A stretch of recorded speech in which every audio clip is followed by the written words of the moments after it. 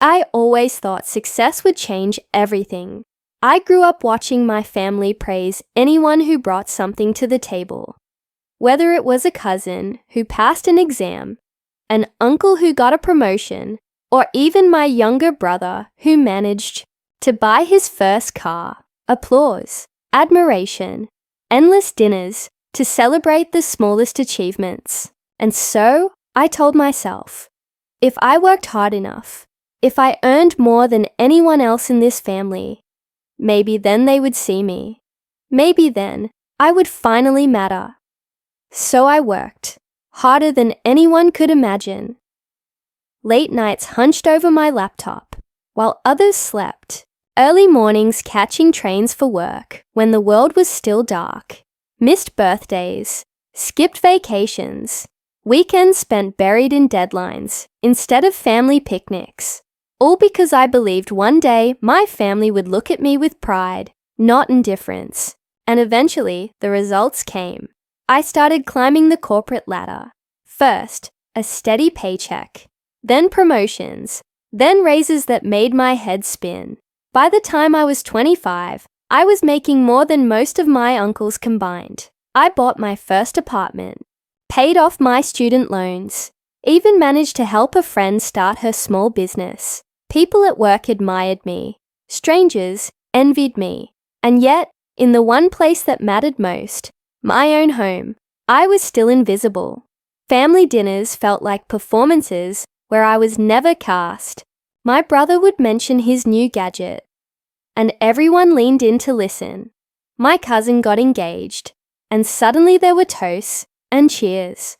But when I tried to share that I had led a project worth millions at my company, silence, a few nods, and then someone would change the subject. Like my words were dust in the air. It hurt in ways I couldn't admit out loud. Every time I went back home, I carried gifts, thinking maybe that would make them smile.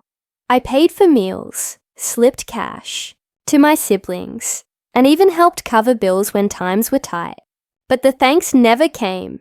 If anything, the more I gave, the less they seemed to value me. There were moments where the sting felt unbearable. I remember one holiday in particular. We were all gathered around the living room, lights twinkling, laughter bouncing off the walls. I had just shared that I received an award at work, recognition for my dedication. My heart raced as I waited for their reaction. But within seconds, my uncle cut in to tell a joke. The room exploded in laughter, drowning me out completely. That night, I went to bed with a smile plastered on my face. But inside, I was breaking. People think money solves everything, that if you earn enough, if you succeed enough, love and respect will follow. But I learned the cruel truth: success means nothing if the people you love most refuse to see your worth. And for me, that realization planted a seed of bitterness that only grew each time I sat at that family table, watching them celebrate everyone else while treating me like I didn't exist. I started asking myself dangerous questions. What more could I possibly give? Wasn't I enough? What did I need to sacrifice to be seen finally?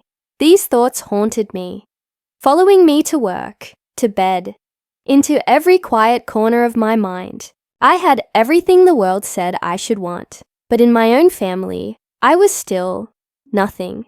And that's when the cracks began to show. Not in them, but in me. When I look back, I realized the signs of neglect were never sudden.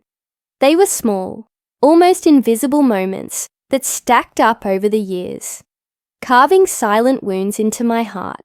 As a child, I was full of energy and hope, always eager to share my little victories with my family, believing that they would cheer for me the way families do in movies. I still remember the day I ran home clutching my certificate for topping my class. I was practically glowing, ready to see their proud faces, imagining my mom pinning it up on the fridge. But as soon as I entered, I saw the living room buzzing with laughter. My cousin had learned to ride his bike. Everyone was clapping, shouting, and celebrating. My moment vanished before it could even exist. I stood there, certificate in hand, smiling awkwardly, telling myself it didn't matter. That was the first tiny crack. Over the years, those cracks multiplied. At birthdays, I wore dresses I had saved months for, hoping someone would notice. But no one did. My brother's birthday was always a grand affair, filled with decorations, cake, and excitement, while mine always felt like an afterthought. As I grew older, the neglect took a more subtle but deeper form. In high school, I worked endlessly to prove myself, joined clubs, won competitions, volunteered. Every accomplishment was met with distracted nods or quick "that's nice" comments before attention drifted elsewhere. Meanwhile, even the smallest achievements of others were celebrated like festivals. My brother passed his driving test, and the whole family threw a dinner. My cousin drew a painting, and it was framed in the living room. When I graduated top of my class, we had a simple pizza night, but half the family didn't even bother to show up. The message was clear. No matter what I did, it would never be enough to earn their genuine attention. One moment that burned into my memory was when I won a regional debate competition. I came home holding that trophy with pride, expecting, just this once, a real celebration. My father glanced up from the TV and muttered, "Good job," without even looking properly. My mom was too busy on the phone, excitedly talking about my brother's soccer team. I left the trophy on the mantel that night, and by morning, it was moved aside to make space for a family photo. That's when something inside me shifted. I realized it wasn't about me not trying hard enough. It was that they had chosen not to see me at all. Despite the pain, I didn't stop hoping. I thought adulthood would change things.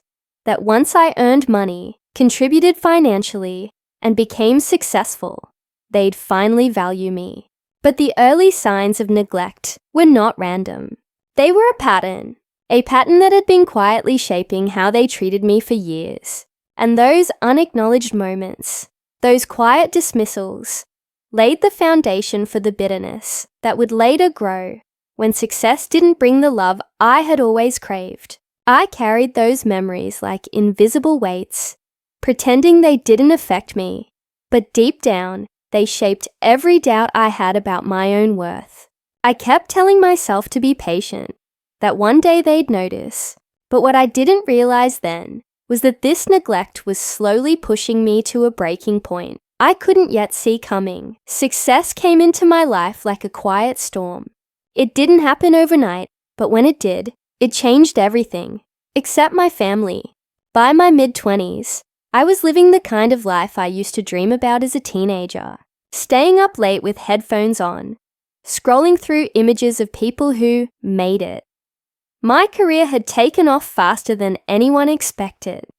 I wasn't just earning well, I was thriving in a way that made colleagues admire me and competitors envy me. I bought my own apartment in a beautiful neighborhood, the kind with tree-lined streets and quiet cafes that smelled like roasted coffee and ambition.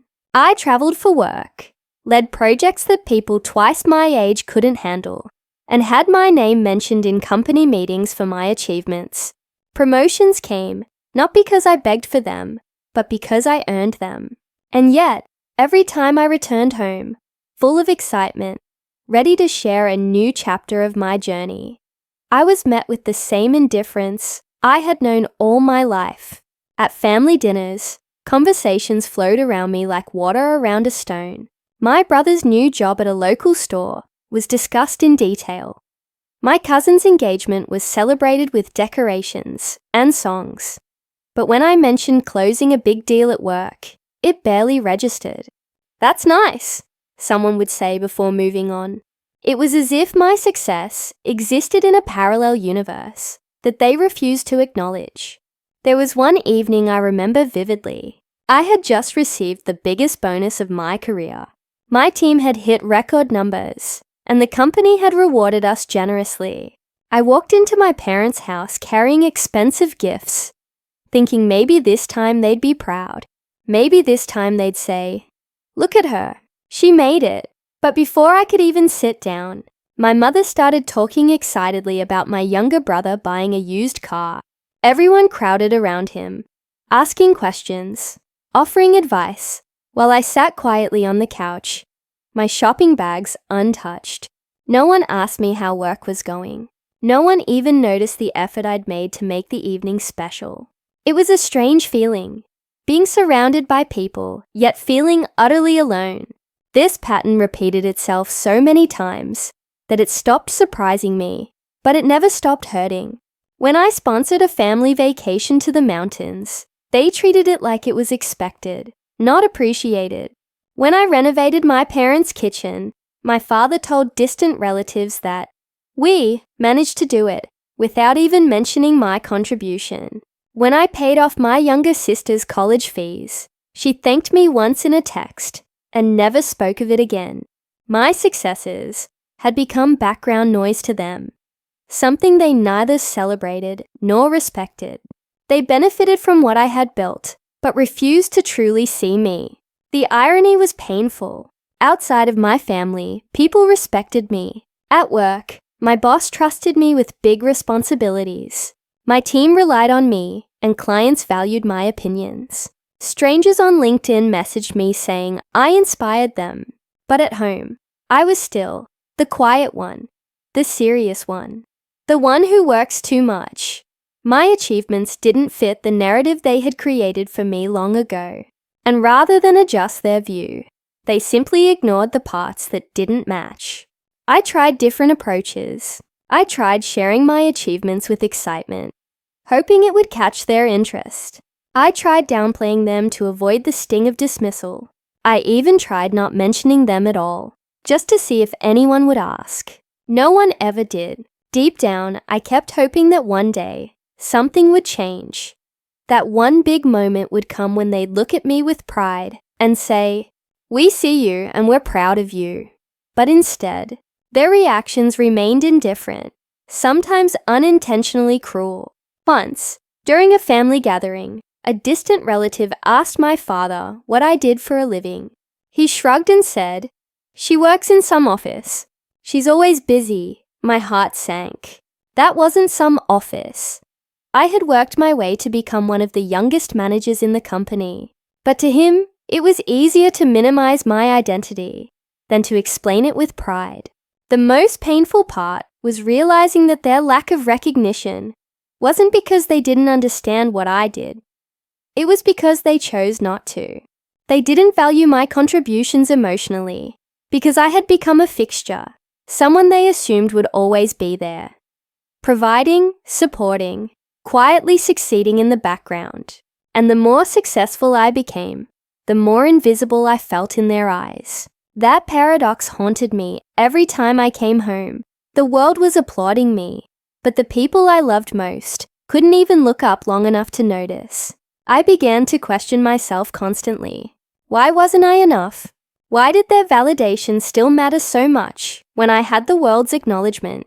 And the worst part was, these questions started chipping away at my confidence. At work, I was unstoppable. But the moment I stepped into my parents' house, all that power drained away, leaving behind the same little girl holding a certificate that no one wanted to hang on the fridge. I had reached a point in life where my success was undeniable, but without their acknowledgement, it felt strangely hollow, like clapping in an empty room. What I didn't know then was that this emptiness, this ache of being unseen, was slowly leading me to a dangerous breaking point, a moment where all the years of quiet neglect and unappreciated effort would collide into a single night that would change everything. The breaking point didn't come with a loud explosion, but with the slow, quiet suffocation that builds up when you've been unheard for too long, like a balloon stretched to its limit, just waiting for the smallest prick to make it burst. And for me, that prick was a family dinner that started like any other, full of chatter, overlapping conversations, and the same familiar feeling of being both present and invisible at once. I had come straight from work that evening, exhausted but determined to share some good news. I had just been offered a leadership position that would change the trajectory of my career. Something people at my office were calling a once-in-a-lifetime opportunity. My hands were practically shaking with excitement as I sat down at the table, waiting for the right moment to tell them. But the moment never came. Or rather, it came and passed without anyone noticing. As I started to speak, my aunt interrupted to talk about my cousin's vacation plans. And just like that, the conversation drifted away. My words hanging in the air like smoke before disappearing completely. I tried again a few minutes later, gently, carefully. But this time my brother cracked a joke. Everyone laughed, and I fell silent, my heart sinking deeper with every passing second.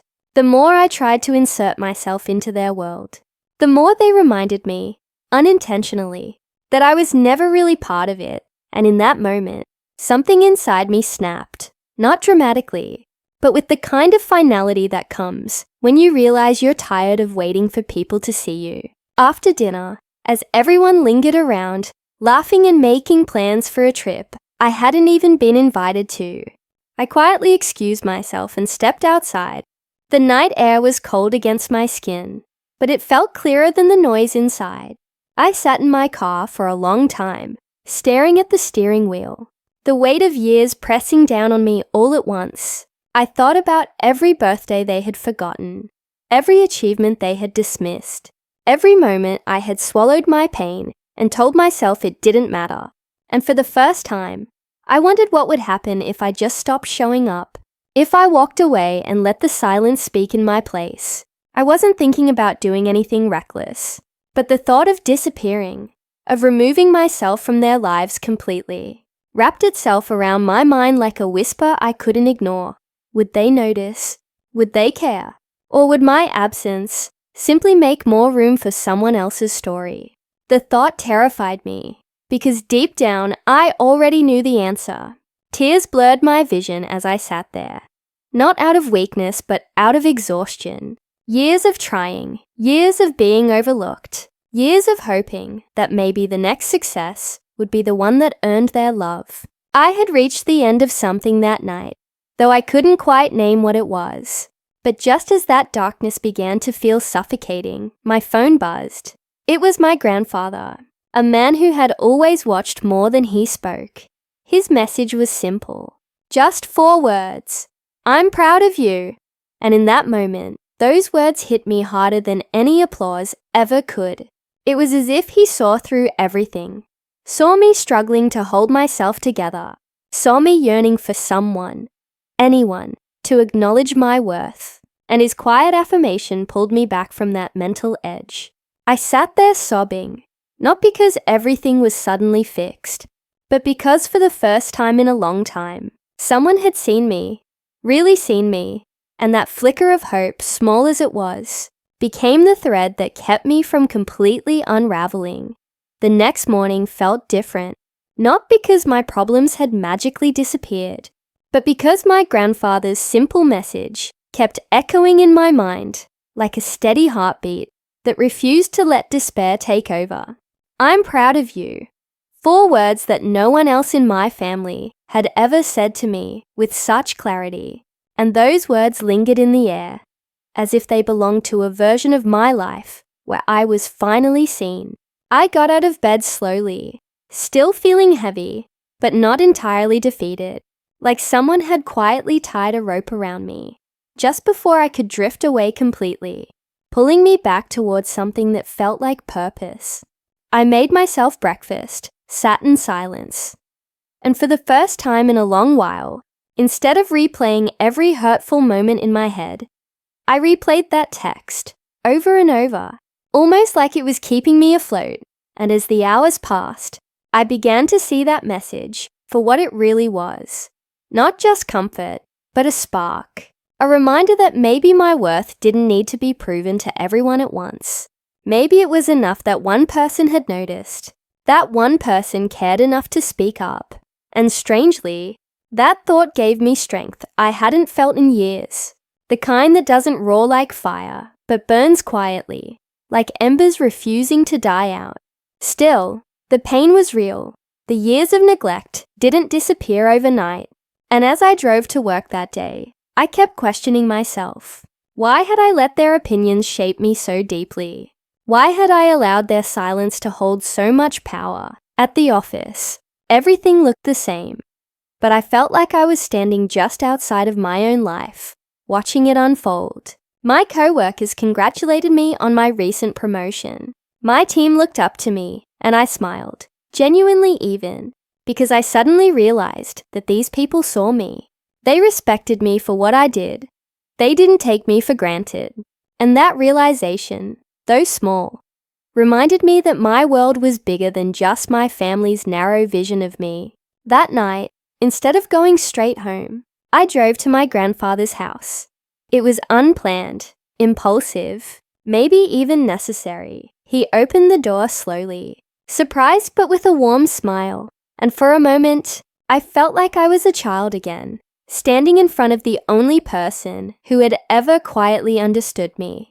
We sat in his small living room, the clock ticking softly, and I told him everything, not dramatically, not tearfully, just honestly. The way you talk when you finally stopped pretending. I told him how invisible I'd felt all these years, how their constant disregard had turned into a weight I could no longer carry. And he didn't interrupt. He didn't rush to offer solutions. He just listened, really listened. And when I finished, he leaned back and said something that changed the way I saw everything. Sometimes people get so used to your strength, they forget it's there. Those words hit me like a wave, because that was exactly what had happened. I had been strong for so long, independent, capable, that my family had stopped seeing me as someone who needed to be appreciated. They saw me as someone who didn't need anything from them. And in that warped perception, they had erased me without realizing it. He reached out and held my hand and said, "But their blindness doesn't define your worth." And for the first time in years, I truly believed it. When I left his house that night, there was no dramatic music, no sudden transformation, but there was a quiet shift inside me, a small but steady belief that maybe my story wasn't over. Maybe my family's view of me wasn't set in stone, and maybe, just maybe, I wasn't as alone as I had believed. Over the next few days, I started to move differently, not with arrogance, but with quiet confidence. I stopped desperately inserting myself into conversations, hoping to be noticed. I stopped bending over backward to earn crumbs of acknowledgement, and slowly, surprisingly, the energy began to shift. My mother noticed I wasn't texting updates anymore. My brother casually asked why I hadn't come over last weekend, and even though they didn't say it out loud, there was a flicker of curiosity in their actions, like they were sensing a change they couldn't quite name. Inside me, hope was fragile but real, like a tiny light flickering in the dark, and I held on to it with everything I had, because for the first time, the story wasn't just about their neglect anymore. It was about my rediscovery of my own value. Change didn't come with a dramatic confrontation. It began quietly, like ripples spreading through still water. And the first ripple appeared one Sunday afternoon when I didn't show up for the usual family lunch, something I had never missed before. Not because anyone ever thanked me for being there, but because some part of me had always clung to the hope that maybe, this time, things would feel different. But this time I stayed home, made myself a cup of tea, and spent the afternoon on the balcony, letting the sun warm my face as I listened to the distant sounds of the city. And while I wasn't trying to make a statement, my absence spoke louder than my presence ever had. Later that evening, my phone buzzed with a message from my mother that simply said, "Where are you?" Everyone was asking.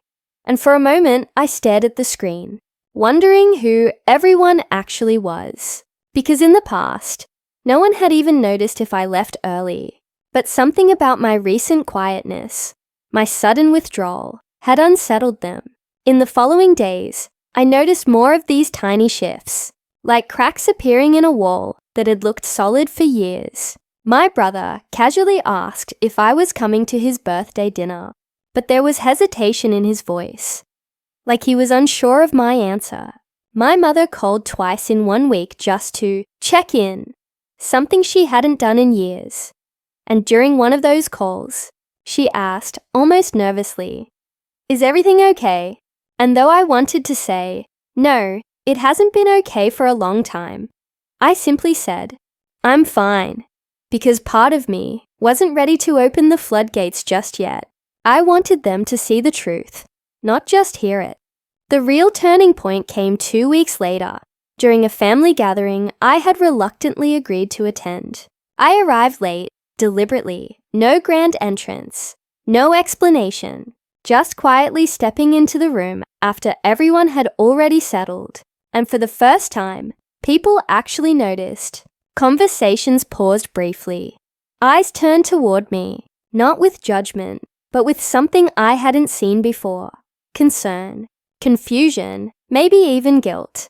And it was my grandfather, sitting at the end of the table, who broke the silence by asking in his calm but piercing way, "She's been awfully quiet lately, hasn't she?" And that single observation landed like a stone in water, sending ripples of realization through everyone present. My mother shifted uncomfortably.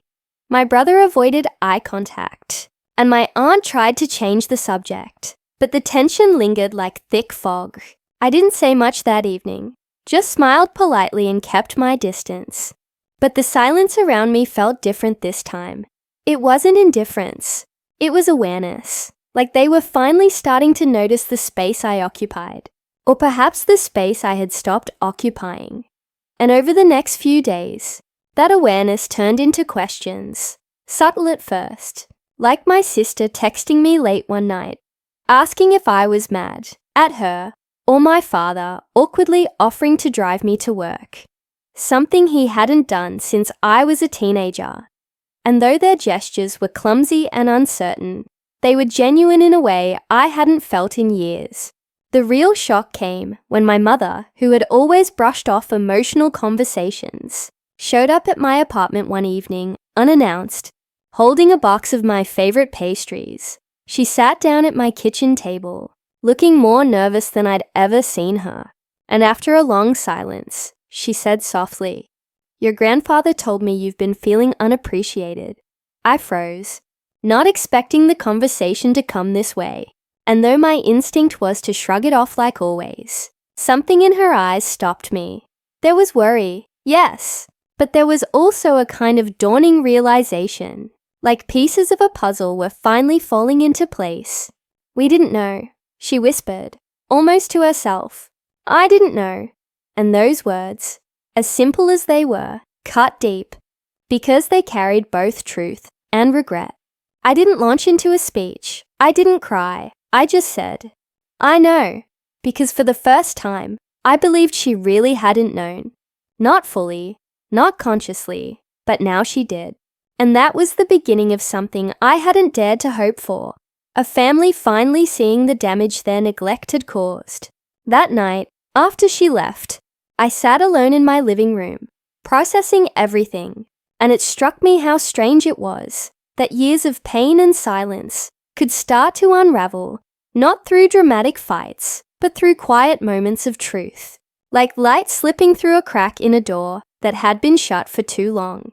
And deep down, I realized this was only the start. That real change would take time, but for the first time in a long time, it felt possible.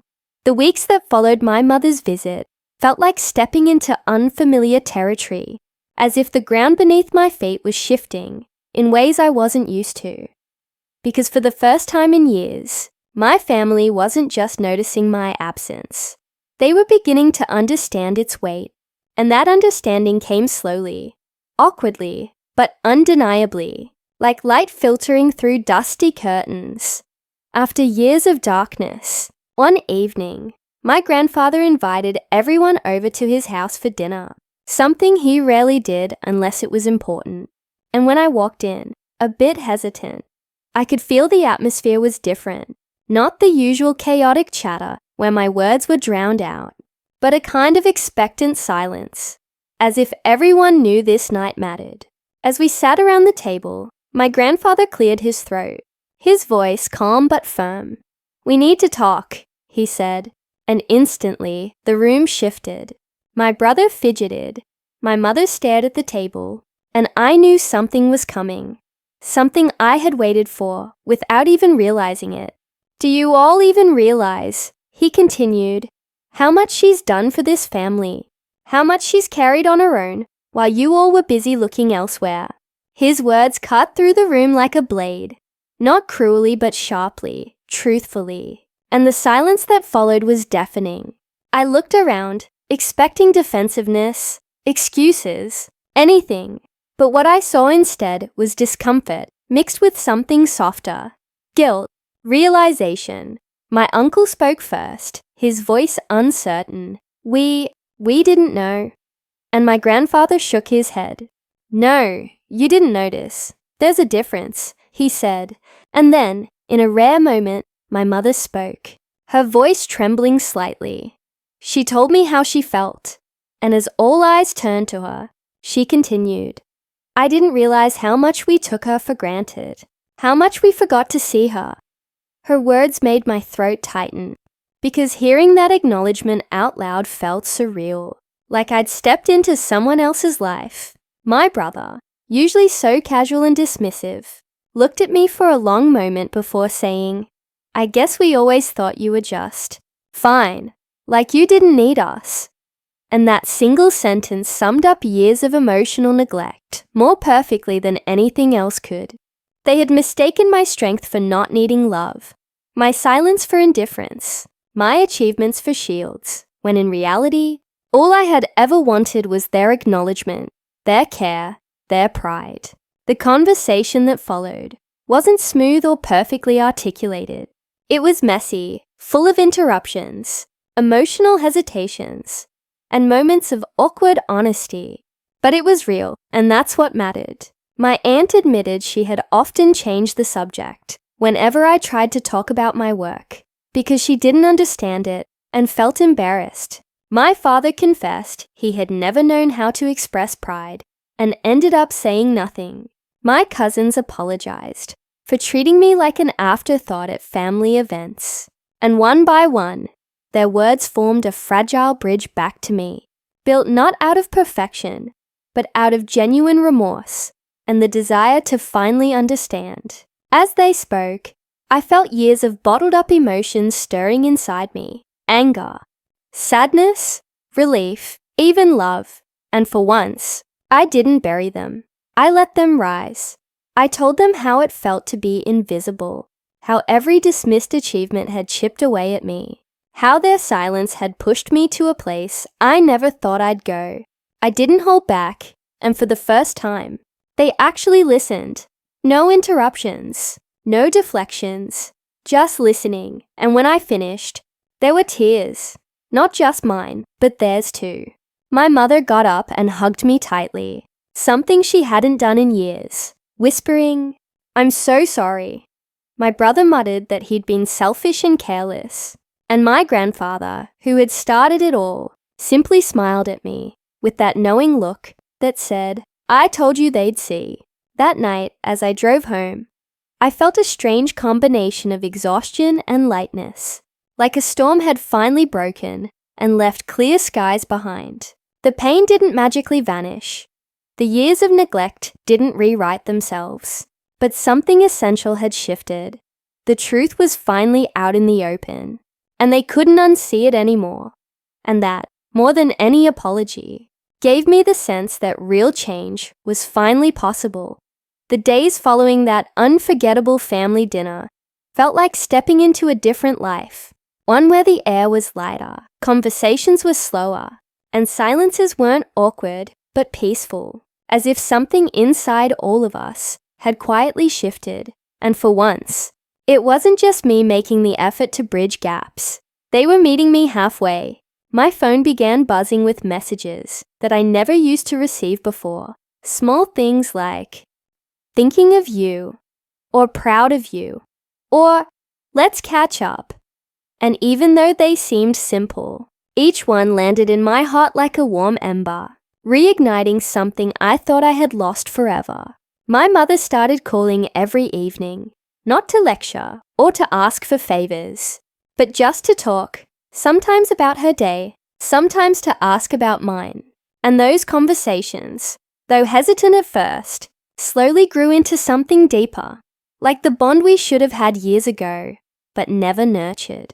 My brother surprised me one weekend by showing up at my apartment with takeout from my favorite restaurant, the same one he used to make fun of, and without any grand speech, he simply said, "I missed you." And that single sentence was worth more than any elaborate apology could have been. My father, who had always been emotionally distant, started making quiet efforts too. He began attending my work presentations, occasionally leaving handwritten notes, like "good job," on my kitchen counter when he visited. And while his gestures were understated, I could see the sincerity behind them, and that was everything. What surprised me most, though, was how these changes weren't just performative or fleeting. They were real, slow, but steady. My family began including me in plans not out of obligation, but because they genuinely wanted me there. Birthdays, anniversaries, even lazy Sunday brunches became occasions where I wasn't an afterthought anymore. I was part of the heart of the gathering, and as this transformation unfolded, I realized that something inside me was changing too. For so long, I had built emotional walls so high that not even genuine love could get through. But now, I found myself softening, opening up, allowing myself to be loved without suspicion or resentment. Healing, I learned, wasn't a sudden event. It was a quiet, ongoing process that required patience and willingness from both sides. One evening, months later, I found myself sitting alone on my balcony, watching the sunset paint the sky in shades of gold and pink, and it struck me how close I had come to giving up, to letting years of neglect bury every last spark of hope I had. But now, here I was, feeling something I hadn't felt in a long time. Peace. Not the fragile kind that shatters at the first sign of trouble, but the kind that's built on truth, vulnerability, and mutual growth. I thought about how different things could have been if I had kept silent, if my mother hadn't visited me that day, if my grandfather hadn't spoken up. It made me realize how powerful it is to finally be seen, and how equally powerful it is to let people in when they truly try to make things right. My family wasn't perfect, not by a long shot, but they were trying. And for the first time in years, I believed in their efforts. We had open conversations now, even uncomfortable ones, because avoiding them had nearly cost us everything. I started attending family events again, not out of guilt, but because I wanted to. We made new traditions together, movie nights, group trips, birthday surprises, that slowly replaced the painful memories with joyful ones. My brother, who had once been distant, became one of my closest confidants. My mother, who had overlooked my struggles, became my emotional anchor. And my father, who had stayed in the background, began to step forward in ways I never thought he would. As I reflected on everything that had happened, I understood that my story wasn't just about pain or neglect. It was about resilience, about finding light when darkness felt overwhelming, about giving second chances, not because people deserved them, but because healing deserved a chance to happen. I thought about other people out there who might be feeling like I once did, invisible, undervalued, on the edge of giving up, and I silently wished that they, too, would find their moment of truth, their turning point, because sometimes all it takes is one conversation, one honest moment to change everything. That night, as I closed my eyes, I felt grateful, not for the pain I'd endured, but for the strength it gave me to speak up, and for the love that bloomed afterward. My life wasn't perfect, but it was mine, and for the first time in a long time, it felt whole.